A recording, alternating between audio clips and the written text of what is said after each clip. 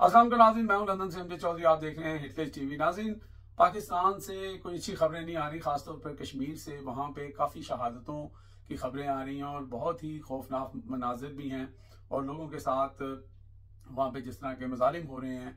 आज बिल्कुल जो आज़ाद कश्मीर है वो मकबूजा कश्मीर की शक्ल इख्तियार कर चुका है। इसके साथ साथ अलीमा खान साहबा का बयान भी आपको बताते हैं कि इमरान खान ने तोशा खाना को लेकर क्या कहा है।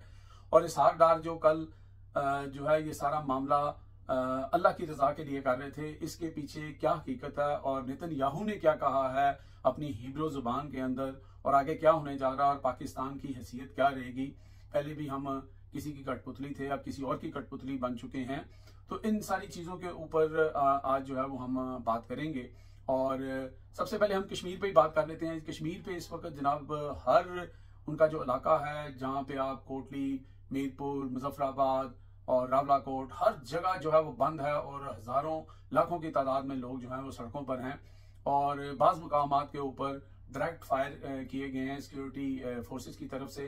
और एक वीडियो जो आप देख रहे हैं ये साइड पे छोटी सी, इसके अंदर एक बंदा जो है उसको बताया जा रहा है कि उसको CMH में ले जाया गया, वो जख्मी था, उसको ट्रीट करने से इनकार कर दिया गया। मुबैना तौर पर ये इल्ज़ाम लगा रहे हैं जो अवामी कमेटी के जो जनरल सेक्रेटरी हैं। और ये सारे वहाँ पे मामलात हैं। और पहले भी आपने देखा है कि कश्मीरी जो हैं वो डिफरेंट हैं। वो पंजाब या दीगर जो पाकिस्तान के इलाके हैं जहाँ पे इनकी फस्तायत जो है वो काफ़ी अरसे से जो है वो घर कर चुकी है, लेकिन कश्मीरियों ने डे 1 से जो है रेजिस्टेंस करना सीखा है। और ये हिस्ट्री भी है कश्मीर की। दिलेर कौम है, गयूर कौम है। और सबसे अहम एक आपको वीडियो हम साथ थोड़ी सी दिखा रहे हैं कि इंसानियत इसको कहते हैं कि उनके बच्चों को उनको हलाक किया जा रहा है, शहीद किया जा रहा है। लेकिन जब वहां पर जो पुलिस के जो एहलकार थे वो जब एक बहुत बड़े जुलूस और मजमे में फंस गए तो उन्हीं लोगों ने उनको प्रोटेक्ट करके देखें किस तरह निकाल रहे हैं। और ये एक अच्छे इंसान होने, एक अच्छे मुसलमान होने और एक अच्छी कौम होने की निशानी है। लेकिन मजबूरी ये है कि हम लोग इस चीज को बिल्कुल नहीं देख रहे हैं कि इसके क्या नुकसानात हमें होंगे, आगे चल के क्या होगा, इंडिया इसको किस तरह पोर्ट्रे करेगा। लेकिन हमें सिर्फ ये एक खतरा है कि भाई ये जो आग कश्मीर में जल उठी है, ये कहीं पंजाब में, खैबर पख्तूनख्वा में, बलूचिस्तान में लोगों को ये शह न दे दे कि लोग वहां पर भी इसी तरह सरापा एहतजाज हो जाएं। लेकिन सिर्फ इस सूरत की बुनियाद के ऊपर उनको बाय हुक एंड क्रुक जो है वो फोर्स के साथ उनको जो है वो दबाया जा रहा है। इंटरनेट सर्विस, फोन सर्विस जो है वो बंद की हुई है। और ये जिस तरह के हालात नजर आ रहे हैं और जिस तरह का टेम्परामेंट है कश्मीरी कौम का, मुझे नहीं लगता कि वो इस चीज़ से बाज आने वाले हैं। ऊपर से उन्होंने अपने जो ओवरसीज पाकिस्तानी कश्मीरी भाई हैं उनके लिए जनाब उन्होंने पैगाम भी छोड़े हैं कि जनाब वो यहाँ पे पूरी दुनिया में जहाँ जहाँ कश्मीरी हैं वो एहतजाज करें, क्योंकि ये हमें हमारा मैसिका करना चाहते हैं, हमें कत्ल करना चाहते हैं। तो इस तरह की आवाज़ें जो हैं वो कश्मीर से उठ रही हैं, जो कि बहुत ही अनयूजुअल हैं और इसकी तवक्को हम कभी भी नहीं करते थे।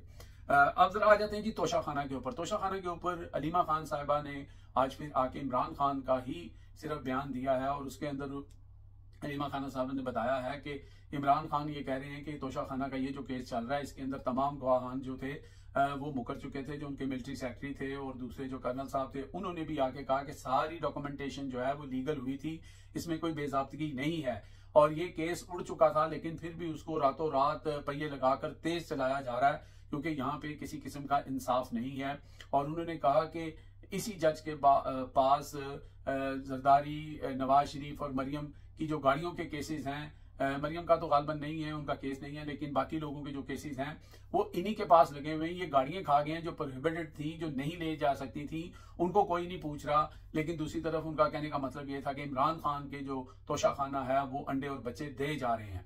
तो ऐसी सूरत के अंदर ये अलीमा खान साहिबा का जो बयान था, ऐसी सूरत के अंदर कल रात जब मैंने इसहाक डार साहब का वो बयान सुना कि अल्लाह की रजा के लिए हम ये सब कुछ कर रहे हैं, तो पूछना उनसे ये था कि भाई जब आप अपने मुल्क के अंदर इंसाफ मुहैया नहीं कर सकते, आप जिनके समधी हैं वो गाड़ियां हड़प कर गए, आसिफ जरदारी जिनका आपके शहबाज शरीफ ने जो है वो घसीटना था उनको जनाब लाड़काना की सड़कों के ऊपर, वो गाड़ियां हड़प कर गए। मरियम नवाज शरीफ जो है उनकी गाड़ी का केस आपको पता ही है।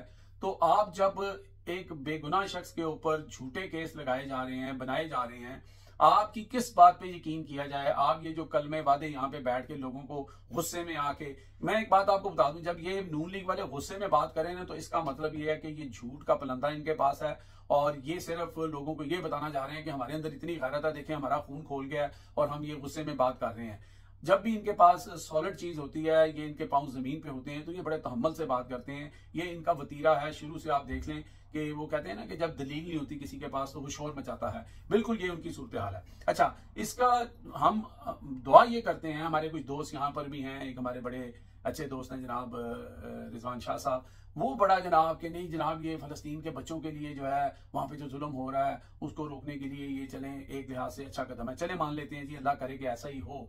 उनको वैसे तो जिंदा लाश इन्होंने बना दिया है भूखे प्यासे रख रख के, लेकिन एक लम्हे के लिए हम सोच लेते हैं, जो इस वक्त चूरन मौलवी भी बीच में आ गए हैं। हम कह ही रहे थे कि मौलवी आएंगे और आज एक मौलवी आ गया है और उसने आके जो है ना इसकी जो फजीलतें होती हैं ना वो बयान करना शुरू कर दी हैं।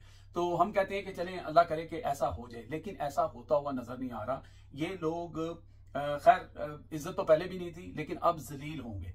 ये जो इस वक्त की हुकूमत है ना, इनका एक एक बंदा जलील होगा। पाकिस्तान में तो पहले ही हो रहे थे, अब बाहर भी होंगे, क्योंकि ये जो सारी वारदात हुई है, जो 20 पॉइंट या 21 पॉइंट जो डोनाल्ड ट्रंप ने अभी कहे भी नहीं थे तो शहबाज शरीफ साहब ने पहले ट्वीट ठोक दी। ठीक है, उनको इतनी जल्दी थी, यानी उन्होंने कहा कि मैं कतर से भी आगे निकल जाऊं, टर्की से भी निकल जाऊं, इंडोनेशिया से भी निकल जाऊं, जिसने पहले फौज भेजनी है। इन्होंने तो बाद में भेजनी है ना, ये कह रहे हैं हमने भी भेजनी है, उस पर भी आते हैं।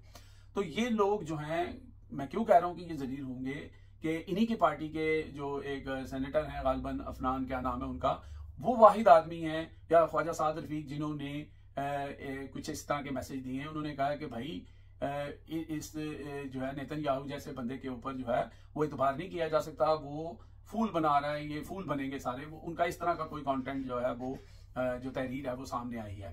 तो बात ये है कि नेतन्याहू ने जब ये सारा कुछ हो गया और उसने इसको कैश किया और बाकी इस्लामी मुल्कों को बताया, देखें जी पाकिस्तान भी हमारे साथ आ गया है, और साथ ही उसने हिब्रो के अंदर जो ये रिपोर्ट हो रहा है कि उसने अपनी कौम को कहा कि ना तो हम गाजा से निकलेंगे, ना यहाँ पे हम जो है इनको कब्जा देंगे, और ना यहाँ पर जो है किसी और फौज को हम ये राइट देंगे कि वो आकर हमारे जो ताकत है उसको कम कर सके। यानी इस तरह की बातें उसने की हैं। यानी कि मकसद ये लग रहा है कि अगर इंडोनेशिया अपनी फौज भेज रहा है और कल पाकिस्तान भी अपनी फौज भेजता है, तो पहले पूछना ये था इसहाक डार साहब कि हमारी फौज जाके लड़ेगी किससे?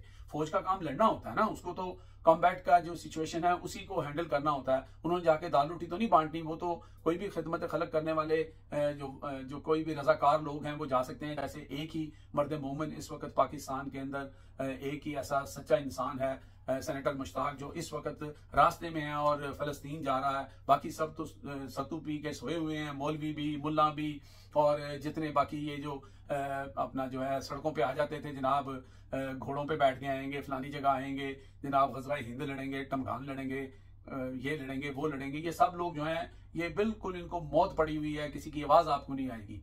वो एक शख्स जो है तनहा इस वक्त, जिसको बार बार यहाँ जेल में डाला गया, जिसने बार बार फलस्तीन का झंडा उठाया, उसको जो है ना वो अब इस वक्त उनकी खिदमत के लिए जा रहा है। तो ये किससे जाके लड़ेंगे भाई? अच्छा, अगर ये क्या इजरायली फोर्स से लड़ेंगे जी, और क्या नहीं तो फिर क्या हमास के जो मुजाहिदीन है या फौज है उससे लड़ेंगे?